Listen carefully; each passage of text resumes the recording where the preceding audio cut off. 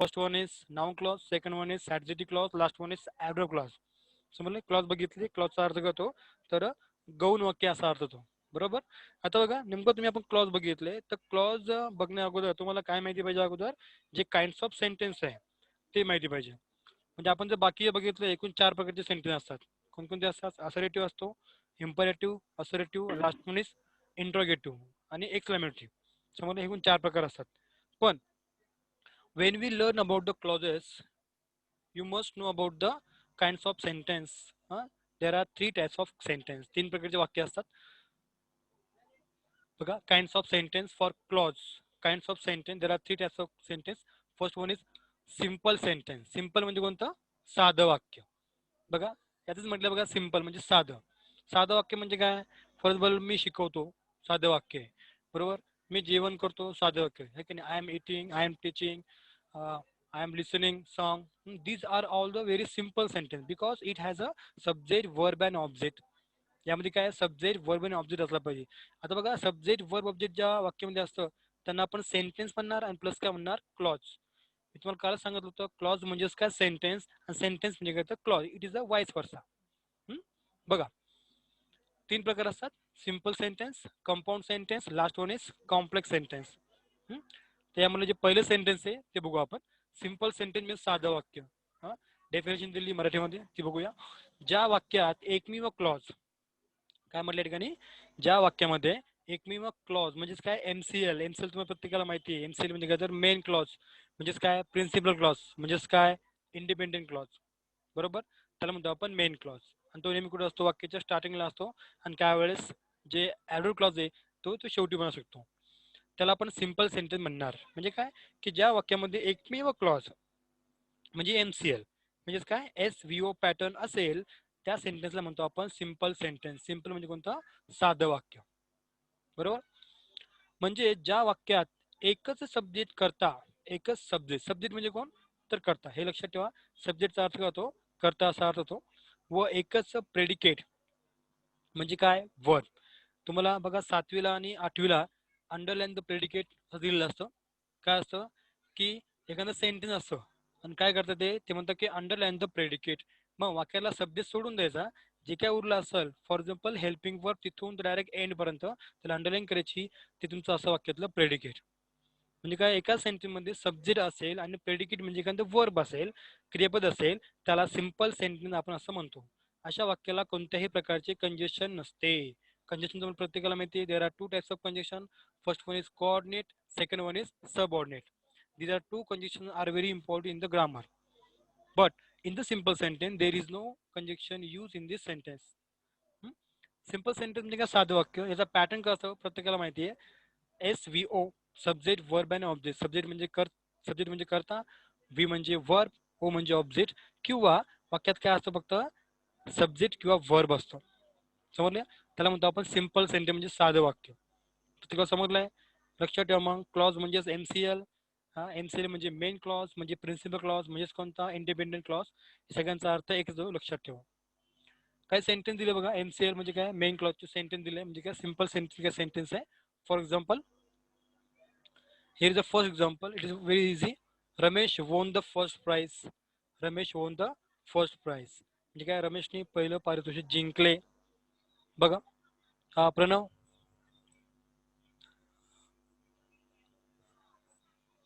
बघा Ramesh won the first prize.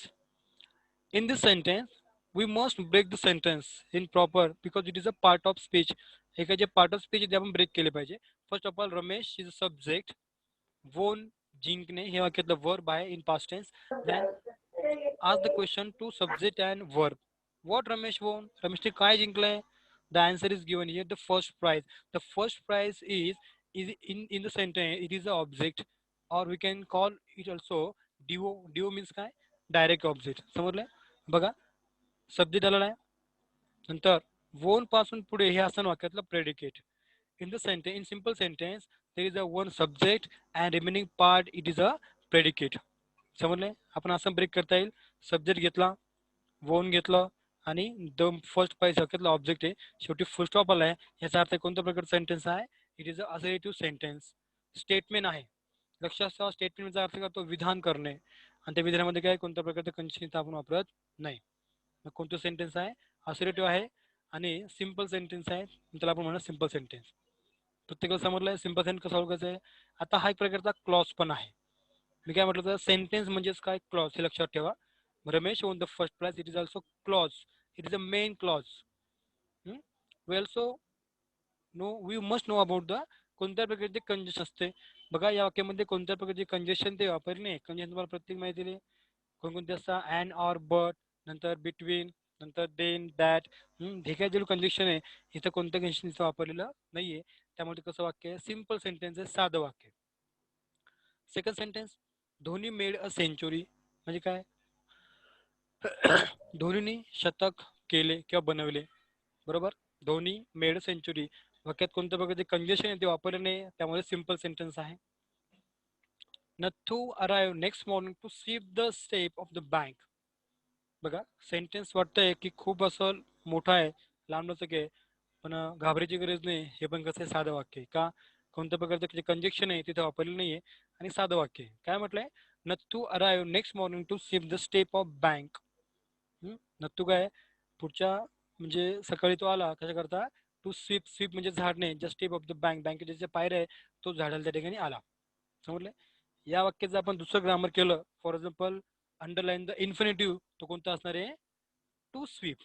हे झालं वाक्यातलं इन्फिनिटिव्ह. का, कारण या स्वीपच्या अगोदर का वापरलाय, इथे टू वापरलाय. समजलंय, म्हणजे झालं वाक्यातलं इन्फिनिटिव्ह.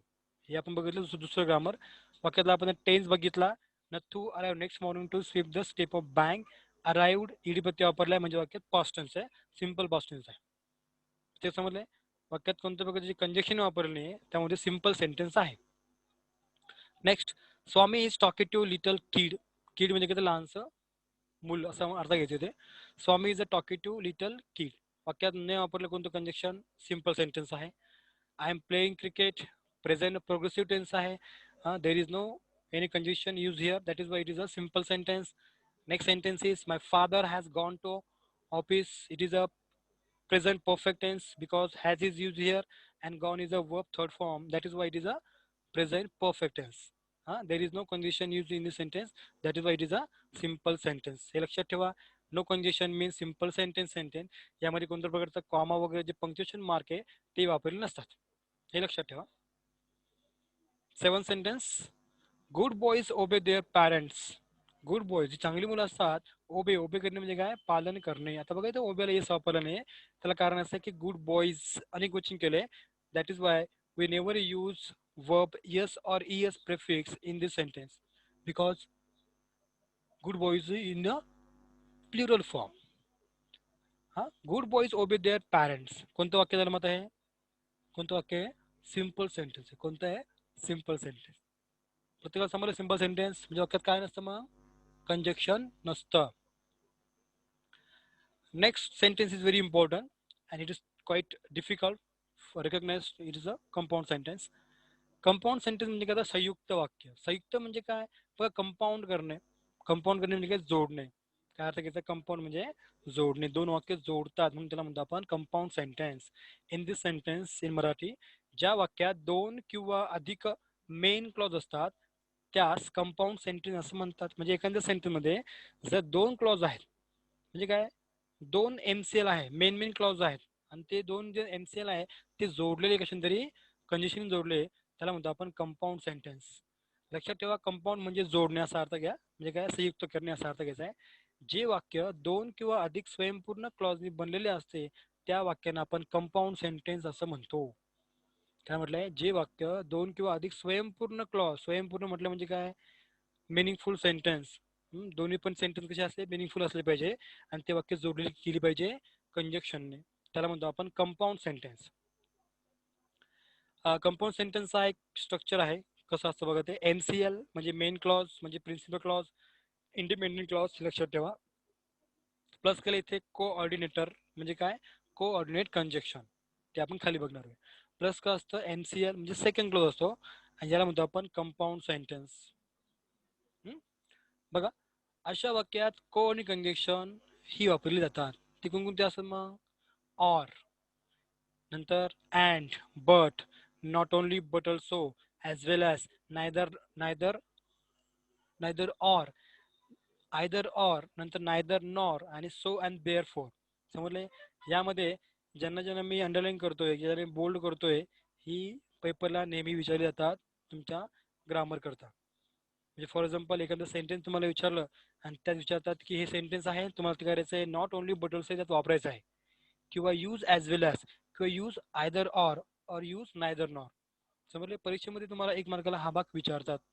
समजलंय? हे कोणतं सेंटेन्स असतं? Compound sentence. Here are some examples of the compound sentence. First sentence is here. Amol came. Amol came in and Sachin went out. In this sentence, in the first clause, it is a main clause. Amol came in. Amol मध्ये आला and Sachin went out. Sachin बाहेर गेला. बघा, एक क्रिया होते आत येण्याची आणि एक क्रिया होते बाहेर जाण्याची. समजले? दोन्ही जे क्रिया आहे, दोन्ही जे क्लॉज आहे, ते आपण जोडले अँडनी, आणि अँड कोणतं कंजक्शन आहे? कोऑर्डिनेट. समजलं?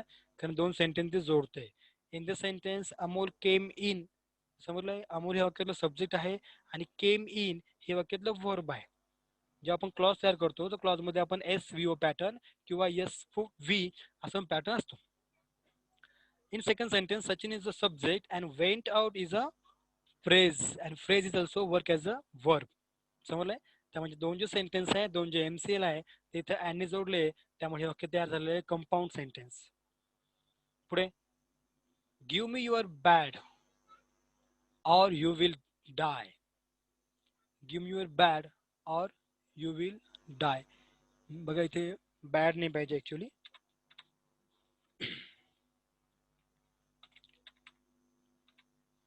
Give me your ball or you will die म्हणजे काय? जो चेंडू आहे तो मला दे, नाही तर यू विल डाय, तू मरशील. समजले? और म्हटलं इथे, और म्हणजे किंवा. समजले? दोन सेंटेन्स आहे. हा, here is the first sentence that is called MCL, and second sentence is here. These both sentences are joined with the or, and or is a coordinate conjunction. That is why it is a compound sentence. I call her, but she didn't come. I call her, मी तिला बोलवलं, but she didn't come, ती आलीच नाही. बघा, वाक्यात but ने वाक्य जोडले, पण किंवा परंतु. पहिलं सेंटेन्स काय? आय कॉल्ड हर, मी तिला बोलविले. नंतर काय? शी डिडंट कम, ती आलीच नाही. बघा, दोन सेंटेन्स जोडले कशाने? मी त्या बटने. समजलंय? मग अँड ऑर आणि बट किती महत्वाचे. Next sentence is not only Kerala but also Tamil Nadu produce rubber. म्हणजे काय? Not only Kerala and but also Tamil Nadu produce Kerala rubber. म्हणजे काय? केरळ राज्य आणि जे तामिळनाडू दोघं काय करतात? प्रोड्यूस रबर, ते प्रोड्यूस करतात. समजले? आपण इथं वापरलं नॉट ओनली बट ऑल्सो. पुढचे, Ramesh drink neither tea nor coffee. म्हणजे काय? रमेश चहाही पित नाही आणि कॉफीही पित नाही. बरोबर? नायदर नॉर वाक्य आपण जोडलेलं आहे. लक्षात ठेवा, नायदर नॉर हे अशा प्रकारे येतात, ते एकत्र लिहित नाही आपण, मध्ये एखादा नाउन किंवा वर्ब असतो. He teaches either history or geography. म्हणजे काय? He teaches either history or geography म्हणजे बहुतेक करून काय, ते आपल्याला इतिहास किंवा जे भूगोल आहे ते शिकवत असते. I like tea as well as coffee. We join this sentence in as well as, and as well as the coordinate conjunction. प्रत्येकाला समजलंय?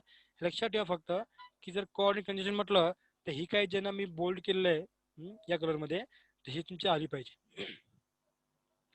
नेक्स्ट सेंटेन्स सर्वात महत्वाचं आहे, कारण की हा भाग थोडासा डिफिकल्ट आहे.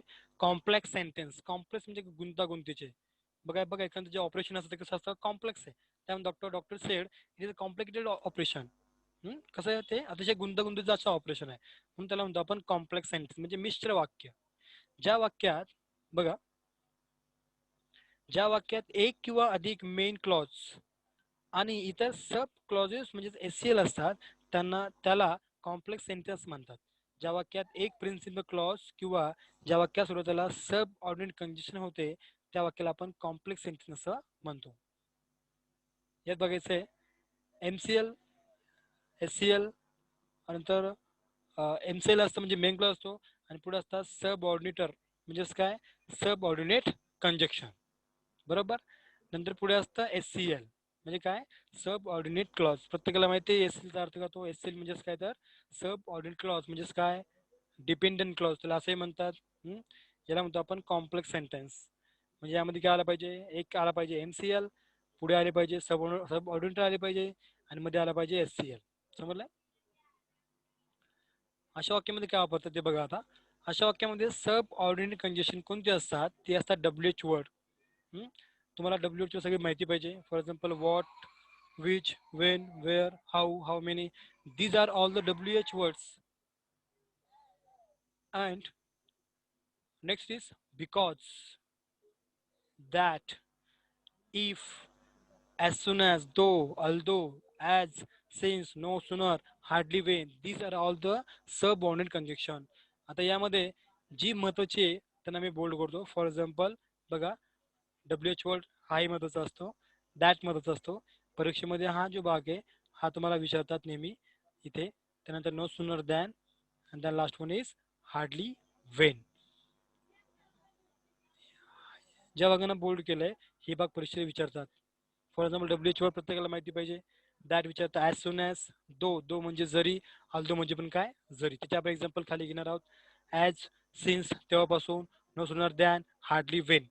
These are all the subordinate conjunction, and all these subordinate conjunction always used in the complex sentence. म्हणजे कोणते मिश्र वाक्य.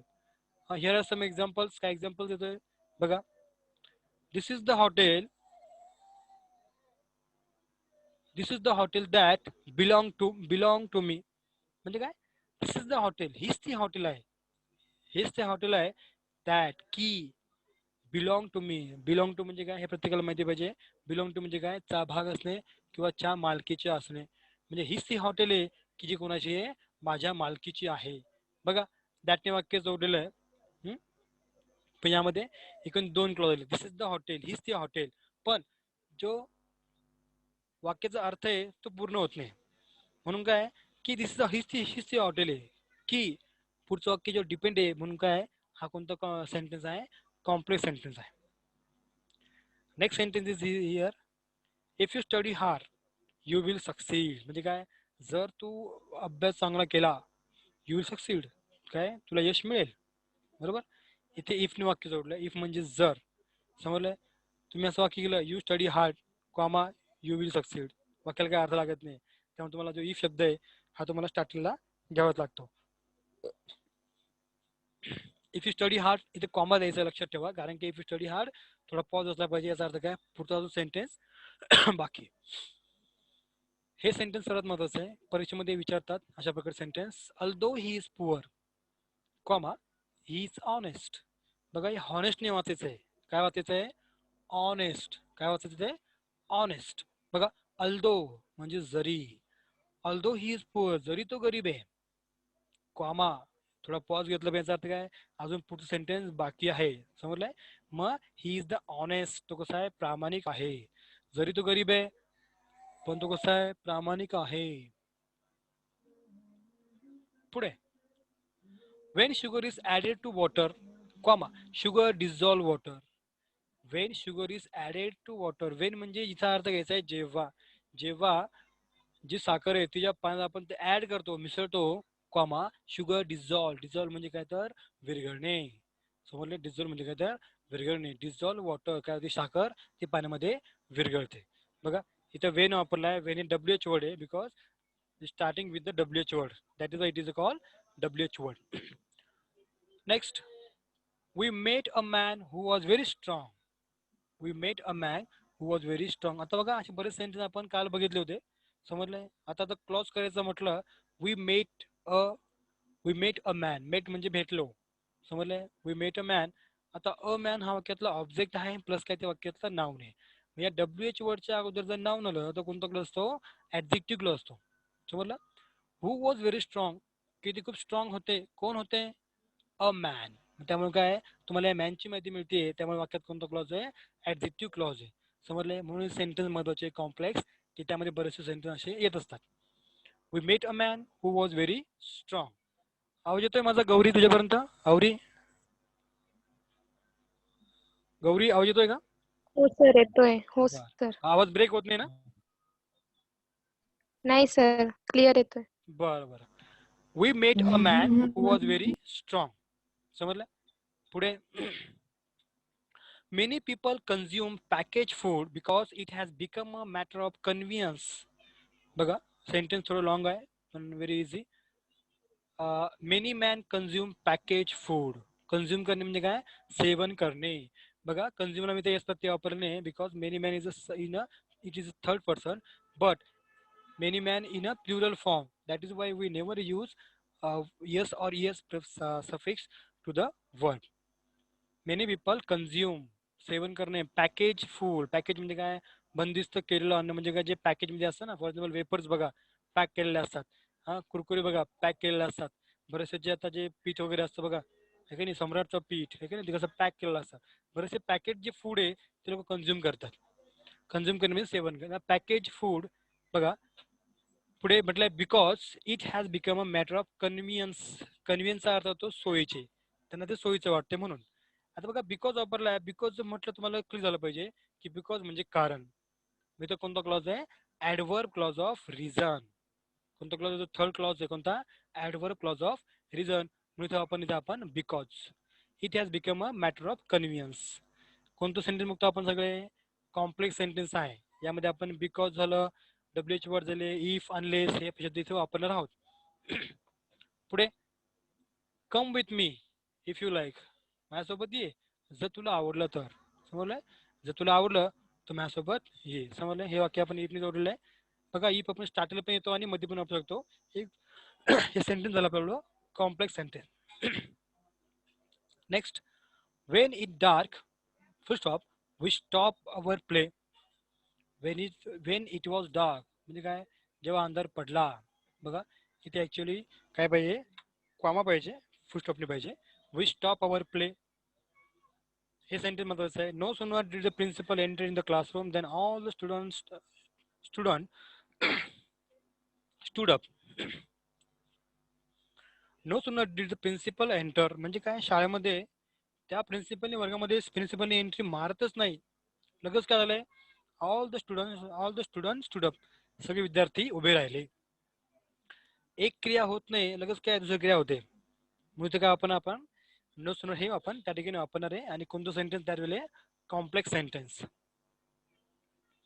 Next hardly had we cross the bridge when we heard the gun shot आपण काय म्हणतो बघा विचारता बघा परीक्षेमध्ये हार्डली वेन लक्षात ठेवायचं आहे की एखाद्या सेंटेन्स मध्ये जर हार्डली आलं तर त्याच्यापुढे नेहमी काय असतो हॅड असतो आणि जर वाक्यामध्ये हॅड वापरला तर पुढे आपण वर्बचं जे थर्ड फॉर्म आहे ते आपण नेहमी वापरत असतो क्रॉस समजले हे झालं वर्बचं थर्ड फॉर्म पुढचं सेंटेन्स बघू आपण as soon as the teacher call me I was frightened कुठलं वाक्य मिस त्रिपुरी त्यामधलं वाक्य as soon as the teacher call मी म्हणजे काय टीचरने मला आवाज दिल्या आय वॉज फ्रायटन मी घाबरून गेले समजले सरला ते वाक्य दिलेलं आहे बघा अशा प्रकारचं ग्रामर सेंटेन्स आहे आता काही खाली सेंटेन्स दिलंय ते महत्वाचे पेपर तुम्हाला अशा प्रकारे हे सेंटेन्स विचारतात बघा simple sentence compound sentence complex sentence are convert into vice versa म्हणजे काय सिंपलचं कंपाऊंड करायचं कंपाऊंडचं सिंपल करायचं कंपाऊंडचं कॉम्प्लेक्स करायचं कॉम्प्लेक्सचं सिंपल करायचं म्हणून म्हटलं वाईस वर्सा म्हणजे काय उलटी पलटी असा अर्थ घ्यायचा आहे आदला बदल करणे बघा first sentence here is the first sentence you have to run fast to catch the train you have to run fast to catch the train in this sentence there is no conjunction used here म्हणून कोणतं sentence आहे simple sentence आहे वाक्यात कोणत्या प्रकारचे conjunction आहे तिथे वापरलेलं नाहीये समजलंय you have to run fast तू जोरात पळायला पाहिजे कशा करता टू कॅच द ट्रेन जी ट्रेन आहे ती पकडणे करता ग्रामर मध्ये आपण जर बघितलं तर इन्फिनेटिव्ह या सेंटेन्स मध्ये एकूण दोन प्रकारचे वापरले इन्फिनेटिव्ह आहे ते कोणते टू रन पळणे अँड टू कॅच हे दोन जे इन्फिनेटिव्ह इथे वापरलेले आहेत सेंटेन्स आहे सिंपल तुम्हाला करायचं आहे कंपाऊंड सेंटेन्स बघा असं येईल ते you have to run fast तू जरा पळायला पाहिजे अँड कॅच द ट्रेन आणि जी ट्रेन आहे ती तू पकडायची आहे समजलंय हे झालं कॉम्प्लेक्स हे झालं कंपाऊंड सेंटेन्स का इथे आपण अँड वापरलाय आणि ते आपण सेंटेन्स तयार केलंय पुढचं हे सेंटेन्स आहे ते आपण करणार आहोत कन्वर्ट मध्ये कॉम्प्लेक्स सेंटेन्स बघा unless you run fast you can't catch the train unless जर तू जर जोरात पळाला नाही you can't catch the train तू ती ट्रेन आहे तू पकडू शकत नाही बघा जर आपण स्टार्टला तर अनलेस वापरते म्हणजे नाही तर पुढे पण वाक्यामध्ये काय आलं पाहिजे नॉट हा आला पाहिजे इथे आपण एन ॲपॉस्ट्रोफी टी वापरलाय कांट केलेलं आहे पुढे start early to catch the bus simple sentence आहे कोणत्या प्रकारचं वापरलेलं नाहीये कंजक्शन. कंपाऊंड करतोय यामध्ये असं येईल मग starts early and catch the बस म्हणजे काय लवकर सुरुवात कर आणि कॅच द बस ती बस पकड. वाक्य जोडलं आपण इथे आणि कंजक्शन आहे coordinate. If you start early you will catch the बस. जर तू लवकर सुरुवात केली यू विल कॅच द बस म्हणजे काय तू बस पकडू शकशील. समजलंय. आता यू विल कॅच द बस या टेन्समध्ये या सेंटेन्समध्ये या क्लॉजमध्ये या सेंटेन्समध्ये कोणता क्लॉज वापरला आहे तिथं वापरलाय simple future tense. Why because will is use here. We always use will and shall in future tense and when we use am a will और shall we always use verb first form. Rohan video बंद कर ना. हो Rohan sir. बघा if you start early you will catch the bus. Last sentence आहे आपल्याला बघा study hard you pass the exam. Simple sentence. जसं अभ्यास कर तो एक्झाम पास होशील. समजलं. In this sentence here the infinitive to pass हे वाक्यातलं इन्फिनेटिव्ह आहे. काय म्हणते मध्ये कंपाऊंड करायचं आपल्याला स्टडी हार्ड और you can't pass the exam. Study hard और यू कांट पास एक्झाम. जास्त अभ्यास कर नाहीतर काय होईल यू कांट पास एक्झाम तू परीक्षा पास होणार नाही. म्हणजे इथे काय म्हटलंय इथे और म्हटलंय किंवा जर तू हे केलं नाही तर हे होऊ शकतं. समजलं. यामध्ये आपण compound sentence. Last one is if you don't study hard. जर तू अभ्यास केला नाही you can't pass the exam तू परीक्षा पास होणार नाही. समजलं. बघा अशा प्रकारचे काय सेंटेन्स आहे हे आपण या ठिकाणी बघितलेलं आहे. समजलं. भाग खूप सोपा आहे. हा भाग खूप सोपा आहे. ठीक आहे. यामध्ये जर कोणाला काही अडचण असेल